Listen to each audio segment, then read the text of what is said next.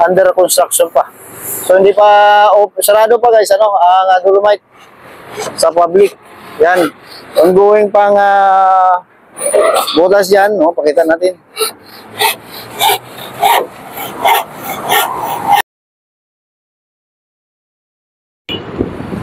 Ayan guys, mega love shoutout, nandito tayo sa Dolomite Sand Beach, no? Ngayong hapon, update natin ang kalagayan dito, no? So far, medyo makulimlim at naramdaman ko yung hangin, malakas na hangin. And then, malinis na, no? Yung kahoy, nandiyan pa rin, maganda yan, magsiserving upuan yan, ng mga namamasyal. Kung sakali ito ay bumukas. Sa ngayon, sarado pa rin, ang Dolomite Sand Beach dahil nga sa construction na ongoing dito. So, ang butas, guys, yan, natakpan na nila.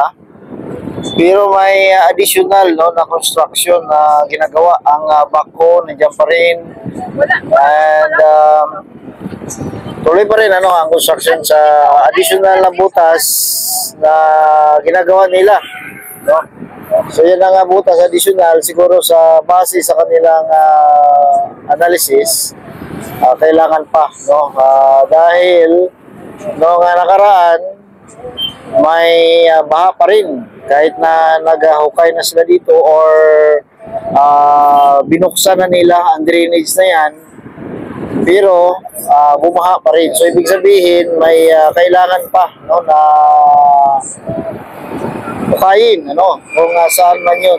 Ito kasi guys ay trial and error, error ang ginagawa. Dahil nga wala nga sino man ang nakalam kung saan ba talaga ang problema ng pagbaha. So suspitsa nila dito sa outfall, pero para sa akin ang problema ay sa mga drainage mismo.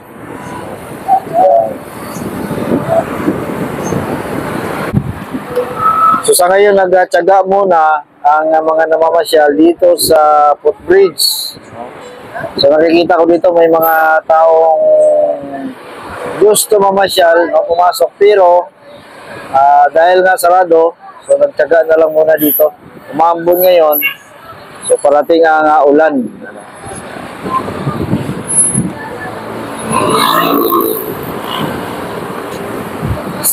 So ang mga nagtitinda dito medyo nawalan muna ng trabaho dahil nga sa construction na nagsagawa dito. Pero so far ang 5 butas ay sarado na.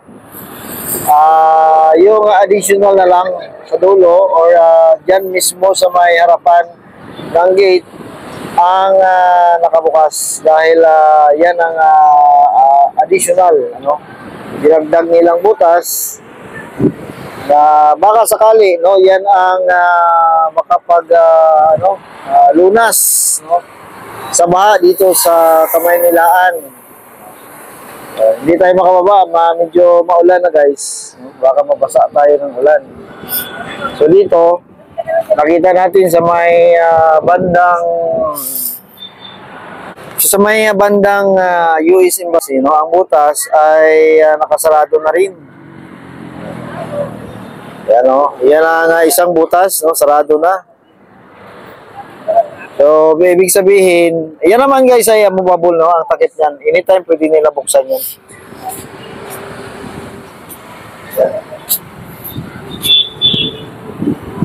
So napakaganda, napakaliwalas.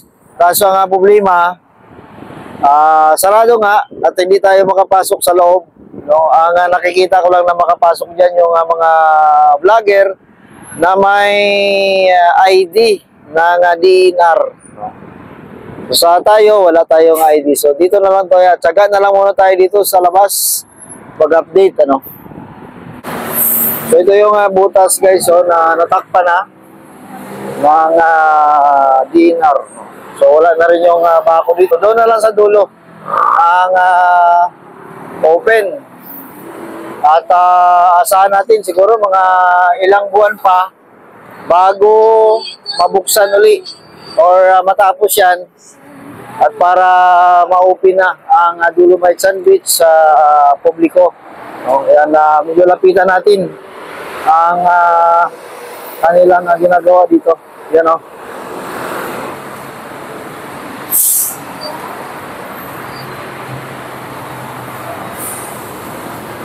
So yan o, ongoing pa no, ang construction dito sa Dolomite Sand Beach.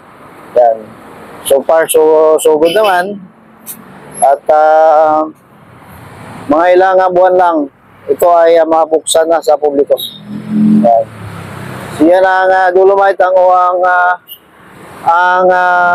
entrance ng Dolomite. No, sarado pa. At ito yung additional line hukay dito. Sa may bandang entrance mismo, may hinukay din dito. At yan ang additional, under construction pa. So hindi pa, sarado pa guys, ang Dolomite sa public. Yan, ongoing pang butas yan, no? Pakita natin. Yan, no? So siguro mga ilang buwan pa at mabuksan ang Dolomite Sand Beach dahil sa may additional pa na hinukay dito. Yan.